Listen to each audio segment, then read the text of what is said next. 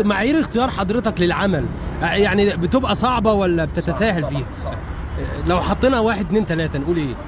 نقول بداية لازم اكتشف منطقة جديدة ومساحة جديدة في احمد ماهر لم يسبق تقديمها. احنا عربيتنا جد.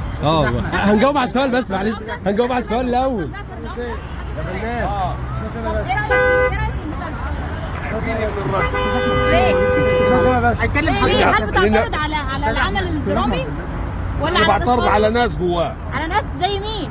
شفت انت داخله في الاباحه.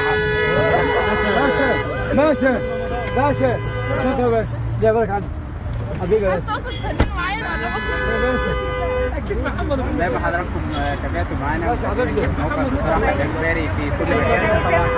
الفنان احمد ماهر الفنان